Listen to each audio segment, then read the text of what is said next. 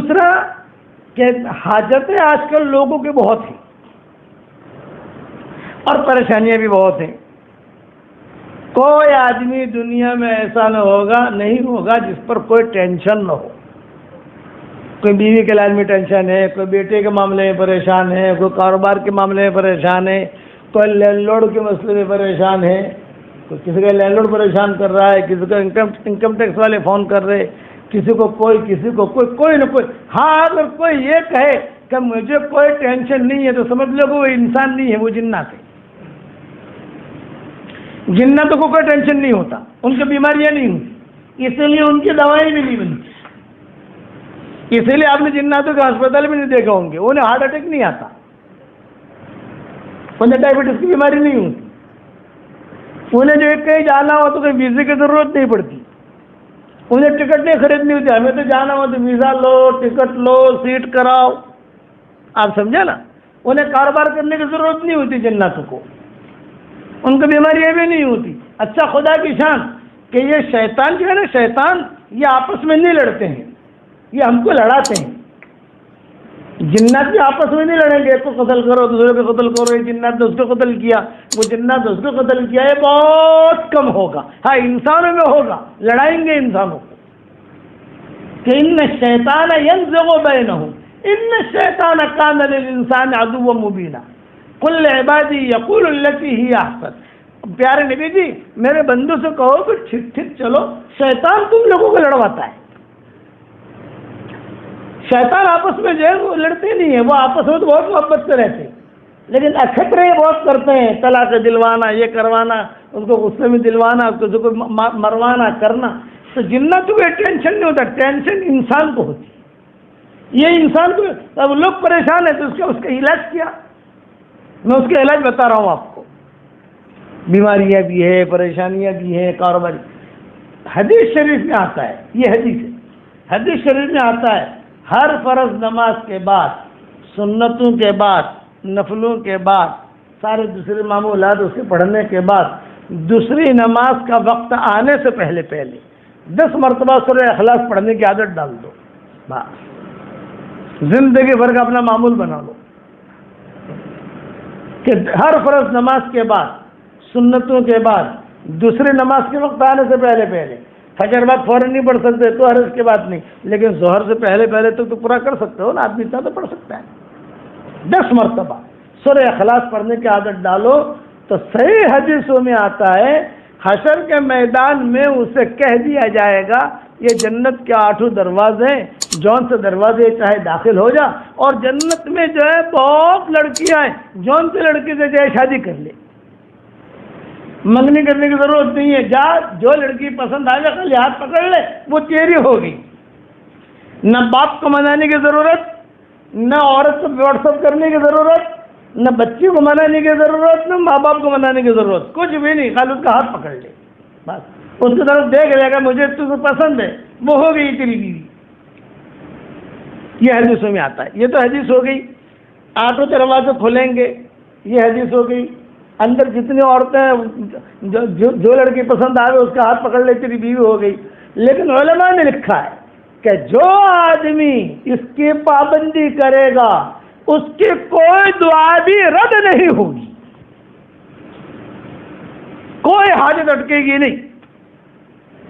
بس روزانہ پڑھتا رہے، چلتا رہے، مانگتا رہے، پڑھتا رہے، چلتا رہے، مانگتا رہے. ٹائم کتنا لگتا ہے؟ زیادہ 5 منٹ، زیادہ نہیں لگتا. یہ تو علماء کا تجربہ ہے. تو سلف صالحین کا معمول تھا اپنے گھر میں ایک تختی لگاتے تھے اور تختی میں کیا لکھتے تھے؟ سورہ فاتحہ سے دوستی کر لیجئے، سورہ اخلاص سے دوستی کر لیجئے. یہ 2 باتیں لکھتے تھے. سورہ فاتحہ سے دوستی کر لیجئے، سورہ اخلاص سے دوستی کر لیجئے. تو سورہ اخلاص سے دوستی کا مطلب تو میں نے سمجھا دیا آپ کو. ہر فرض نماز کے بعد دوسری نماز کے وقت آنے سے پہلے 10 مرتبہ سورہ اخلاص پڑھنے کی عادت ڈالو تو 24 گھنٹے میں 50 مرتبہ ہو گیا سورہ اخلاص. 5 بنگلے جنت میں تیار ہو جائیں گے. بتاؤ، روزانہ 5 بنگلے. بمبئی میں فلیٹ لینا ہو تو آدمی کی پوری زندگی گزر جاتی ہے، تو بھی لے نہیں پاتا. اور بلڈر کے پاس لکھواتا ہے تو پتہ نہیں پھر کتنے حالات میں بلڈر آتا ہے اور خریدنے والا پتہ نہیں کتنے حالات میں آتا ہے. وہاں تو تیار مال. یہ تو حدیث ہو گئی. اچھا اب آگے بڑھو. تو سورہ فاتحہ سے دوستی کا کیا مطلب؟ سورہ فاتحہ سے دوستی کا مطلب یہ ہے کہ آج کل بیماریاں بہت ہوتی ہیں. ڈاکٹر کہے گا کہ یہ ٹیسٹ کراؤ، یہ ٹیسٹ کراؤ. کتنے ٹیسٹ کرانے بھائی، علاج مہنگے. روزانہ اپنے گھر میں ایک مرتبہ صرف سورہ فاتحہ پڑھ کر پانی پر دم کر دو. بس وہی پانی چائے میں استعمال ہوگا، وہی پانی شربت میں استعمال ہوگا، وہی پانی فرنی میں استعمال ہوگا، وہی پانی روٹی میں استعمال ہوگا، وہی پانی سالن میں استعمال ہوگا. اب وہ پانی جو ہے وہ سب کے پیٹ میں جائے گا. تو یہ تو صحیح حدیث میں کہ سورہ فاتحہ میں اللہ نے شفا رکھی ہے. گھر میں کوئی بیمار نہیں رہے گا انشاءاللہ. بیماریاں ہوگی تو بھی دور ہو جائے گی. کیوں؟ ہمیں تو نبی نے بات کہی ہے، جو یقین کی راہ پہ چل پڑے انہیں منزلوں نے پناہ دی، جنہیں وسوسوں نے ڈرا دیا وہ قدم قدم پر بہک گئے. تو دوستی کرو گے انشاءاللہ.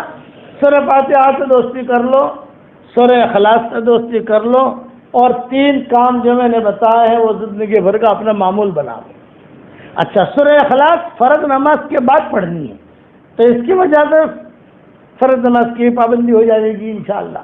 اور یہ حدیثوں کی باتیں ہیں ساری، کوئی بات بھی میری جیب کی نہیں ہے. اس نے ساری حدیثیں میں نے میری کتابوں میں، میرے قرآن کی تفسیر میں، میری جو بھی کتابیں آ رہی ہیں اس میں یہ ساری چیزیں لکھی ہیں. اٹھتے بیٹھتے ہمارے والد صاحب رحمۃ اللہ علیہ فرماتے تھے کہ اللہ نے عقل دی ہے تو عقل کے ذریعے سے نیکیاں کیوں نہیں کماتے؟ ابا فرماتے تھے کہ اللہ نے جب عقل دی ہے، آج کل آدمی جو عقل سے پیسہ کماتے ہیں نہیں کماتے، یہ واٹس ایپ کے ذریعے پیسہ کماتے نہیں کماتے. کبھی اس کو آرڈر دیا، اس کو وہاں سے وہاں دلوا دیا، وہاں سے وہاں دلوا دیا، بھئی اتنا پیسہ ہوا، چلو میرے کمیشن کا اتنا آیا، میرے بینک میں آ گیا. یہ اللہ نے عقل دی تو اپنا پیسہ کمایا نہیں کمایا آپ نے. تو جب یہ بٹن دبانے سے پیسے مل سکتے ہیں تو اسی بٹن دبانے سے آخرت کی نیکیاں ملے تو کیا برا ہے؟ پیسہ تو دنیا کے لیے، دنیا میں ساتھ رہے گا، مرنے کے بعد ختم. اور نیکیاں یہ کہتے ہیں ختم نہیں ہوتی، باقیات الصالحات، باقی رہنے والی نیکیاں ہیں. ہم میں کا ہر آدمی سفر کر رہا ہے، سارے انسان سفر کر رہے ہیں. جس کا اسٹیشن آتا ہے وہ اتر جاتا ہے، اور سب کا آخری اسٹیشن کون سا ہے بھائی؟ قبرستان. وہ اسٹیشن آ گیا. اور قبر جو ہے وہ برتھ ہے، وہ سیٹ ہوتی ہے نا ٹرین کے اندر. 55 نمبر کی سیٹ تمہاری، 56 نمبر کی سیٹ تمہاری، 13 نمبر کی سیٹ تمہاری. تو وہ قبر جو ہے وہ سیٹ ہے. اور لمبا سفر ہے مرنے کے بعد کا. دنیا کا سفر تو 50 سال، 60 سال، 70 سال کا سفر ہے. اس میں سے جتنے سال ہو گئے، باقی کتنے سال بچے کچھ پتہ نہیں. آج گزشتہ سال میں آپ کی اس مجلس میں آیا تھا، کئی لوگ سے آج قبر میں چلے گئے، اور آئندہ سال پتہ نہیں ہم میں کا کون زمین کے نیچے ہوتا ہے، کون زمین کے اوپر ہوتا ہے، نہیں کہہ سکتے. اس کے لیے نیکیاں کرو اور نیکیاں کرواؤ.